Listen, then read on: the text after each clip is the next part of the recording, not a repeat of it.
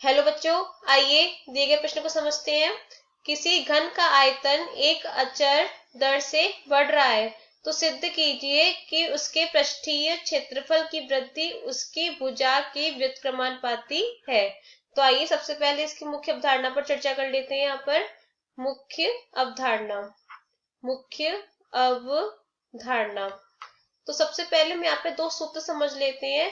यहाँ पे घन के आयतन का सूत्र क्या होता है? घन का आयतन बराबर होता है, घन का आयतन बराबर भुजा का घन।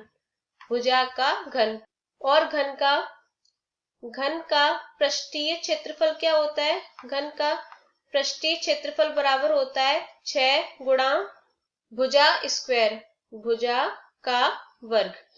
तो यहाँ पे सबसे पहले हम लिखते हैं, माना घन की भुजा कितनी है? घन की भुजा हमने x मान ली है, माना घन की भुजा x है।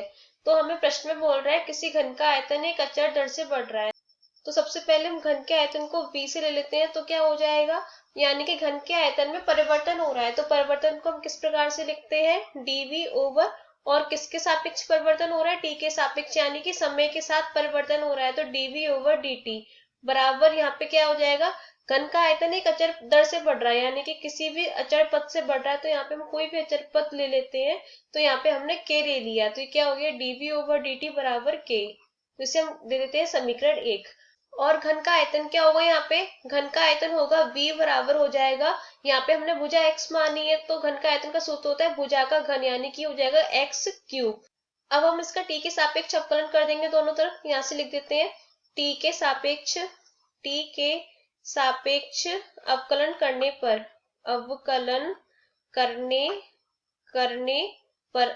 करेंगे दोनों तरफ। तो क्या मिलेगा हमें? ये हो जाएगा dv ओवर dt बराबर x की घात 3 का अवकलन क्या होगा? यहाँ पे हम इस सूत्र का प्रयोग करेंगे, d ओवर dx, x की घात n बराबर क्या होता है? घात आगे आ जाती है और ऊपर घात में से एक घट जाता है। तो ये होता है n x की घात n-1। तो यहाँ पे क्या होगा? 3 आगे आ जाएगा और यहाँ पे x की घात, अब 3 में से 1 गया 2, तो x की घात यहाँ पर 2 आ जाएगी। और यहाँ पे x का अवकलन क्या होगा? dx ओवर dt, ये हो जाएगा। तो यहाँ से हम dx ओवर dt का मान ज्ञात कर लेते हैं। तो क्या मिलेगा हमें? dx ओवर dt बराबर हमें मिल जाएगा, यहाँ पे ये हो जाएगा, ये 3x स्क्वायर इसके साथ में चला जाएगा, नीचे हर में आ जाएगा। तो ये हो जाएगा 1/3x स्क्वायर और dv ओवर dt। अब समीकरण 1 से dv ओवर dt का मान रख देते हैं। यहाँ पे लिखते हैं समीकरण 1 से dv ओवर dt का मान कितना है? यहाँ पे समीकरण 1 में k है, तो यहाँ पे मान रख देते हैं। क्या आ जाएगा? dx ओवर dt बराबर ये आ जाएगा k/3x स्क्वायर। इसे हम दे देंगे समीकरण 2। अब हमें यहाँ से सबसे पहले घन का पृष्ठीय क्षेत्रफल ज्ञात करेंगे। तो घन का पृष्ठीय क्षेत्रफल क्या हो जाएगा?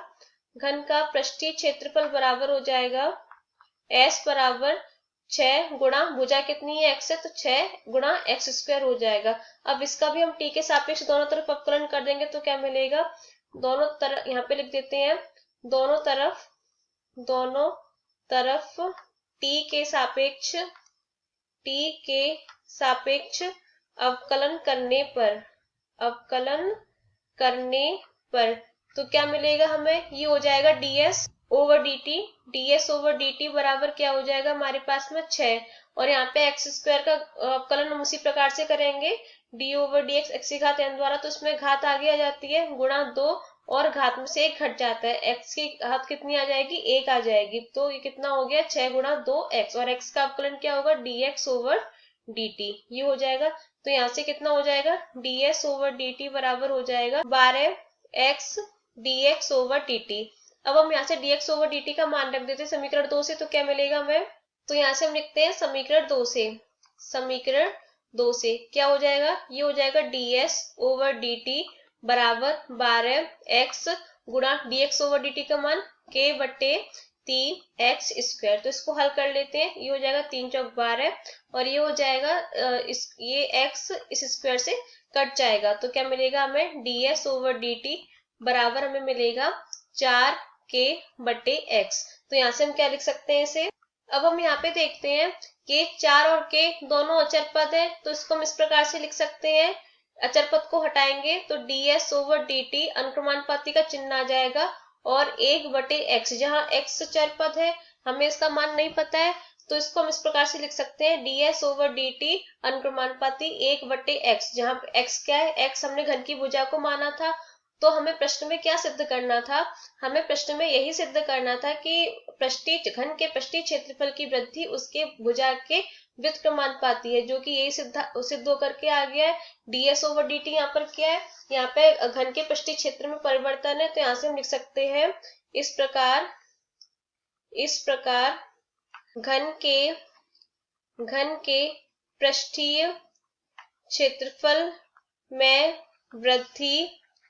वृद्धि उसकी भुजा के व्युत्क्रमानुपाती है।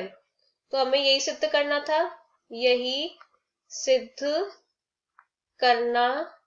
था। आशा करते हैं कि आपके प्रश्न समझ में आया होगा। धन्यवाद।